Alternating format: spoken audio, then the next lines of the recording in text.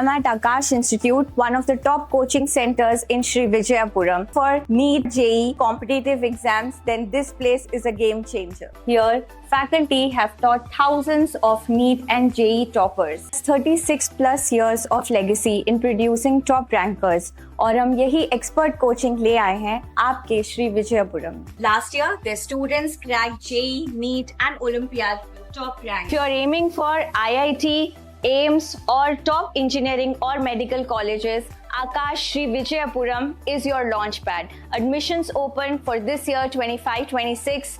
For more details, contact us today. आपके घर के सेफ में, बैंक के वॉल्ट में, ड्रेसर के ड्रॉअर में, एक ऐसी चीज है जो इंडिया को स्ट्रॉन्गर बना सकता है. आपका पुराना सोना.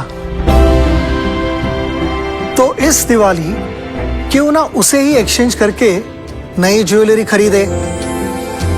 भारत का ऑलमोस्ट सारा सोना इंपोर्ट होता है, लेकिन अगर आप पुराना सोना एक्सचेंज करेंगे तो इंपोर्ट नहीं करना पड़ेगा, जिससे अपना देश स्ट्रॉन्गर बनेगा, है ना.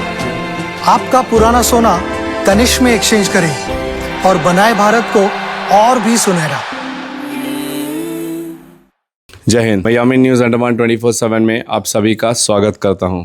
बहुत ध्यान से मेरी एक एक बात को आप लोग सुनिएगा और इस पर गौर कीजिएगा. मसला एक छोटे से गांव का है, एक छोटे से पंचायत का है, लेकिन इसका असर हम जो है पूरे देश भर में देखते हैं. ये आवाज़ जो आज यहाँ से उठ रही है, फरारगंज पंचायत से उठ रही है, ये आवाज़ न जाने हमारे देश में कहाँ कहाँ पर उठी होगी. ऐसी तकलीफ़ों से हम सालों से जूझ रहे हैं. एक VIP वेरी इंपॉर्टेंट पर्सन, यानी कि कोई बड़ा नेता ही होगा या कोई बहुत बड़ा सरकारी अधिकारी होगा, उनका एक विज़िट क्या हो जाता है हमारे अंडमान निकोबार में, आम जनता की जितनी ज़रूरी काम है वो ठप पड़ जाते हैं. अब आप खुद मेरे को कमेंट सेक्शन में बताइएगा कौन सा ज़्यादा ज़रूरी है. एक VIP आ जाने से पुलिस प्रशासन उनकी सिक्योरिटी में लग जाता है. जितने भी तहसीलदार, SDM, DC, बड़े बड़े जो अफसर हैं, जिनका असल में काम है जनता का देखरेख करना, जनता की ज़रूरतों का ध्यान देना, उनकी मांगों पर ध्यान देना, वे तमाम जितने अधिकारी हैं सब जो है उस VIP के पीछे लग जाते हैं. अब ये कहाँ तक सही है आप बताइए. हम नहीं कहते कि उनको सुरक्षा की ज़रूरत नहीं है, हम नहीं कहते कि हमारे जो मंत्री आते हैं जो बहुत अहम किरदार निभाते हैं हमारे देश को सही तरीके से संचालित करने में, कि उनका ध्यान ना दिया जाए, कि उनको जो है जिस मकसद से वे यहाँ पर आए हैं उस मकसद को हासिल करने में उनकी मदद ना की जाए. लेकिन सारा पूरा का पूरा विभाग और कर्मचारी अगर उन्हीं की देखरेख में, उन्हीं की आव भगत में लग जाए तो बाकी जो काम है वो कौन करेगा.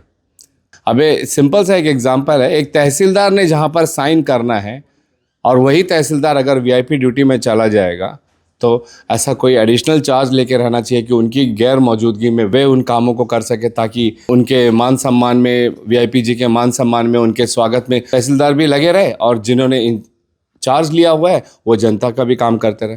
मगर ऐसा भी तो नहीं होता है. एक ऐसा ही मसला फरारगंज पंचायत में है. जब यहाँ के जिला परिषद मेंबर बशीर जी ने हमें बताया, हमें भी बड़ा ख़राब लगा सुनकर एक बार फिर, क्योंकि अनेकों बार हम ऐसे मसले सुनते रहते हैं. आज हमने सोचा इसको हम बड़े विस्तार से आप लोगों को बताएंगे. तो बशीर जी आपका स्वागत है. हम चाहेंगे कि आप बताएं कि तहसीलदार जी की कब से गैर मौजूदगी है यहाँ पे और उनकी गैर मौजूदगी में क्या क्या तकलीफ़ जो है आम जनता को सहना पड़ा और अंत में इसका समाधान कैसा हुआ, विस्तार से बताएं. जय हिंद सर.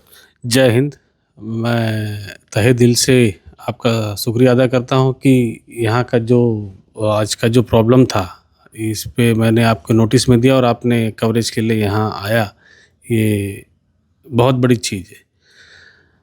ये जो समस्या आज जो हुई है ये था कि अभी जो पोस्ट निकला है एडमिनिस्ट्रेशन का, जितना भी पोस्ट निकला है, MTS का है, पुलिस का है, बहुत सारे पोस्ट, हाँ सारे विभागों में लगभग 1,500 से ज़्यादा पोस्ट निकला है.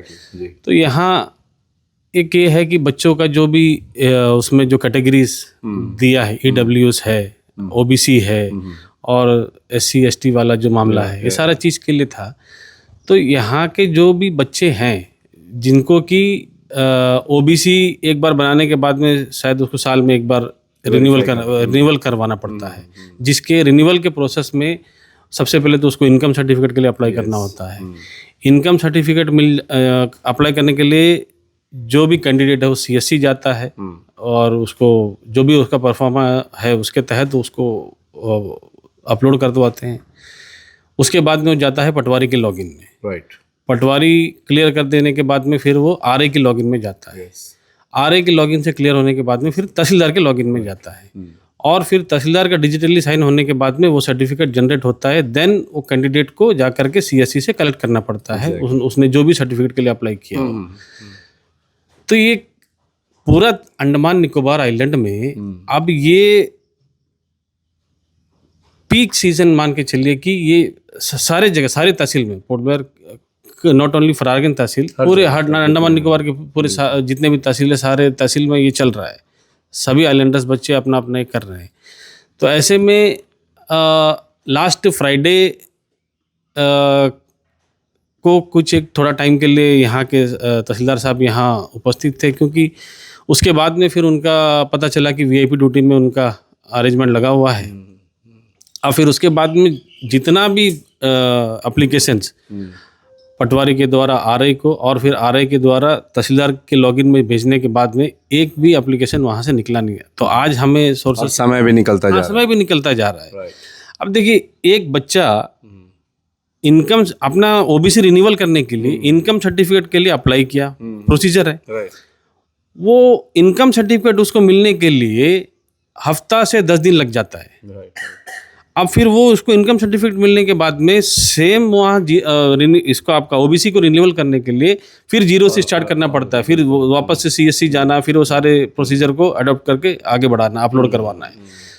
तो ये इतना डिले होने की वजह से लोगों के अंदर में एक पैनिक सिचुएशन आ गया। लोग जो सीएससी में अप्लाई कर चुके हैं, किए हैं सर्टिफिकेट्स के लिए, रिन्यूअल के लिए और इनकम सर्टिफिकेट के लिए, लोग जो बच्चे हैं, जो कैंडिडेट हैं, उनके मदर है, फादर है, पेरेंट्स है, ये लोग रोज तहसील ऑफिस में आते हैं ताकि हमारा बच्चे का काम जो है जल्दी से जल्दी हो जाए, या जो भी कैंडिडेट है वो ये सोच करके आते हैं कि उनका काम जल्दी से जल्दी हो जाए। अब आरआई पटवारी का काम हो जाता है, आरआई का काम भी हो जाता है, उसके बाद में फिर तहसीलदार का लॉगिन से नहीं निकलता। तो फिर एक आज आप गए, कल गए, परसों गए, नरसों गए, इस तरह 4-5 दिन से लगातार वहाँ में भीड़ बढ़ता गया फरारगंज तहसील, क्योंकि फरारगंज तहसील अंडमान निकोबार आइलैंड का सबसे बड़ा तहसील है। बिल्कुल, बहुत से गाँव। तो वो भीड़ बढ़ता गया और हम लोग को भी जब वहाँ से निकल नहीं पाता तो हम लोग को लोकल हम लोग जो पीआरआईस हैं हम लोग को अप्रोच करते हैं।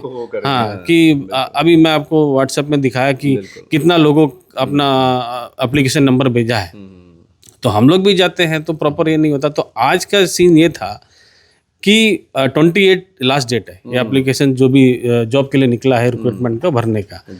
अब ये भी प्रैक्टिस है कि 28 को ये भरा भी नहीं जा सकता क्योंकि सर्वर का इशू आ जाता है, ये लॉक हो जाता है या डाउन हो जाता है। तो ये सारी चीज़, तो बच्चे जो भी है, कैंडिडेट जो भी है, ये 28 के बजाय 25, 26, 27 के अंदर में इसको निपटाना चाहते हैं। ये अच्छा चीज़ भी है, एडवांस है, जाना चाहिए कैंडिडेट को, क्योंकि लास्ट दिन में कौन रिस्क लेगा। अगर कोई सर्वर का वजह से नहीं हुआ तो उसका ज़िंदगी का सवाल है। तो ये जो है लगातार ये पेंडिंग बढ़ता गया।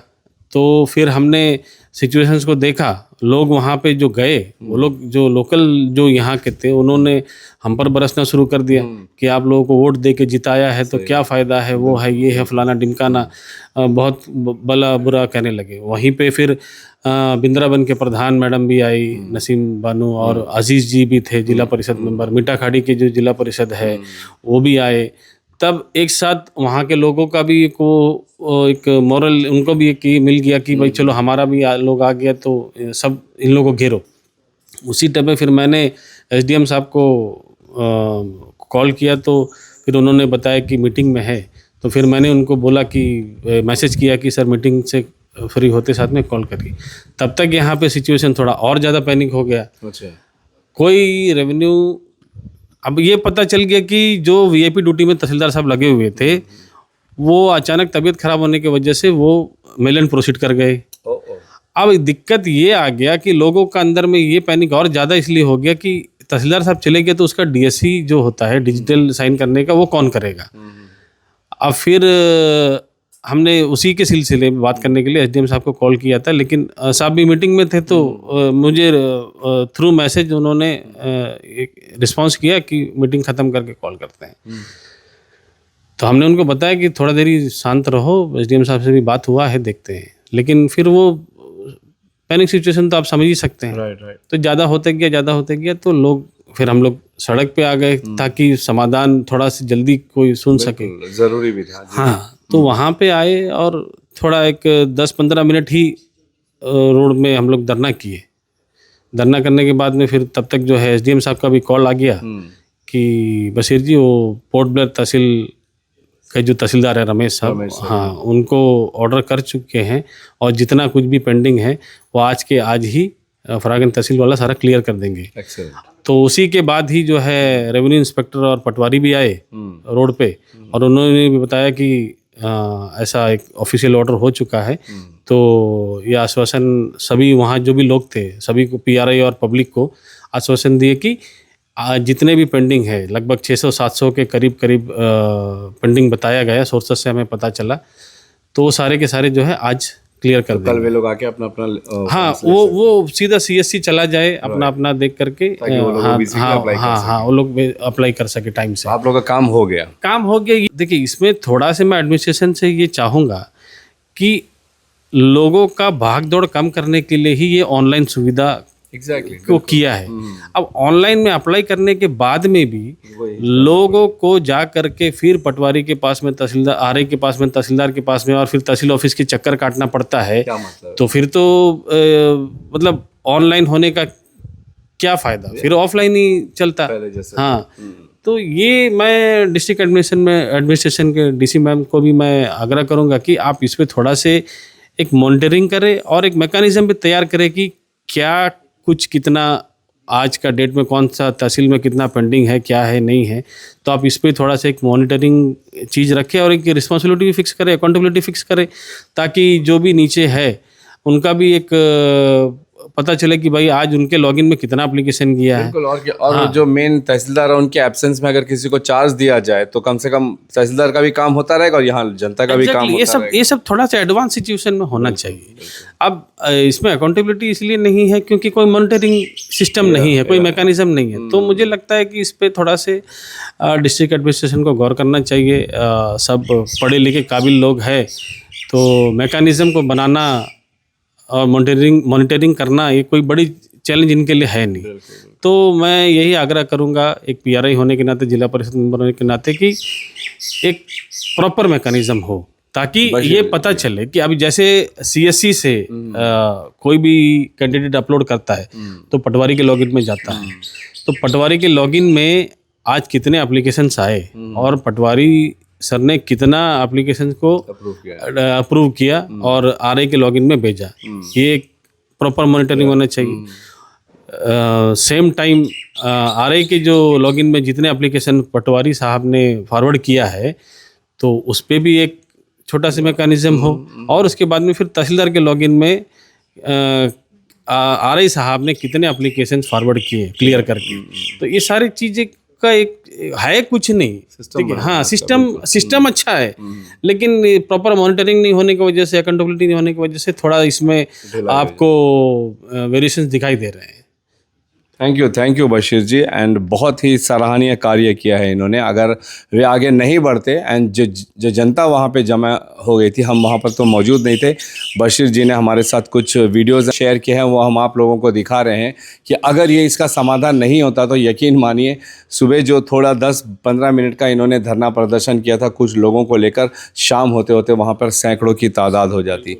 और हकीकत और अधिकार भी है ये उनका। अब आप खुद इमेजिन करिए ना, प्रशासन ने यहाँ पे जो है सरकारी नौकरियों का रिक्रूटमेंट नोटिस निकाला हुआ है, हर कोई चाहता है कि उसको सरकारी जॉब मिल जाए। हज़ारों की संख्या में लोग जो है भर्ती प्रवेश पत्र को भरेंगे, लेकिन कैसे भरेंगे जब उनके नॉर्म्स को ही वो पूरा नहीं कर पाएंगे, जो डॉक्यूमेंट्स चाहिए वो डॉक्यूमेंट्स ही वे नहीं दे पाएंगे, तो उनका एप्लीकेशन ऐसे ही रद्द कर दिया जाएगा। उसके लिए ज़रूरी है कि जो भी डिमांड्स है उसको यहाँ पे वो लोग पूरा करें। लेकिन यहाँ पे जो एप्लीकेंट है उनकी कोई गलती नहीं है, वे समय रहते हुए उन्होंने जो है तहसील ऑफिस अप्रोच किया है, उन्होंने वहाँ पे अपना सबमिट भी किया, लेकिन तहसीलदार की गैर मौजूदगी के वजह से ये सारा बखेड़ा खड़ा हुआ। तो बहुत सारी बातें, प्रश्न यहाँ पे खड़े होते हैं। लोगों को मालूम है हमारा इंटरनेट सिस्टम कितना अच्छा है, जैसे सर ने बताया कि लोग खुद चाहते हैं कि पहले ही कर दें, क्योंकि जब जाओ कोई काम के लिए CSC में कहिए, तहसील ऑफिस में करिए, आज सर्वर डाउन है, हाँ आज सर्वर डाउन है। तो ये लोगों को पहले से पता है हमारा सिस्टम कैसे काम करता है, इसीलिए वे पहले से ही उसमें अप्लाई करके रखना चाहते हैं कि अगर 2-4 दिन सिस्टम डाउन भी हुआ तो कम से कम 5वें-6ठे दिन तो उनका एप्लीकेशन एक्सेप्ट हो जाएगा और उनको जो ज़रूरी डॉक्यूमेंट्स है वो मिल जाएगा ताकि वे आगे प्रोसीड कर सके। मैंने शुरू में ही कहा ना, एक VIP आ जाए तो उनके खातिरदारी में पूरा का पूरा एडमिनिस्ट्रेशन चला जाता है। ये भी बिना सोचे कि आम जनता जिनको असल में उनकी ज़रूरत है उनका क्या होगा, और उसी का एक उदाहरण यहाँ पे हमने देखा। धन्यवाद करेंगे हम सब डिविजनल मजिस्ट्रेट SDM साहब कमलेश्वर राव सर का, जिन्होंने इस सिचुएशन की गंभीरता को समझा और तुरंत उन्होंने आदेश दिया कि ये काम जो है आज एडिशनल चार्ज के तौर पे तहसीलदार श्री विजयपुरम उनको दिया जाएगा ताकि ये काम फटाफट हो एंड बच्चे जो है अपना रिक्रूटमेंट निकला हुआ है उसमें अप्लाई कर सके। थैंक्स टू बशीर जी, तमाम लोग जो यहाँ पर आए थे उन सब को एंड SDM साहब को भी पूरे दिल से हम धन्यवाद करते हैं। अगर इसी तरीके से हमारे जितने भी सेक्रेटरीज हैं, IAS ऑफिसर्स हैं जिन्होंने यहाँ पे जिम्मेदारियाँ ली हैं जनता के समस्याओं का समाधान के लिए, ऐसे अगर निर्णायक कदम उठाते रहें तो आम जनता की परेशानियाँ सुलझ सकती हैं, उनका समाधान निकल सकता है। इसकी अपडेट भी हम आप लोगों को ज़रूर देंगे। अगर इसमें किसी भी प्रकार की डेवलपमेंट होती है तो फिलहाल कैमरा पर्सन असलम के साथ में यामीन, न्यूज़ अंडमान 24/7। जय हिंद।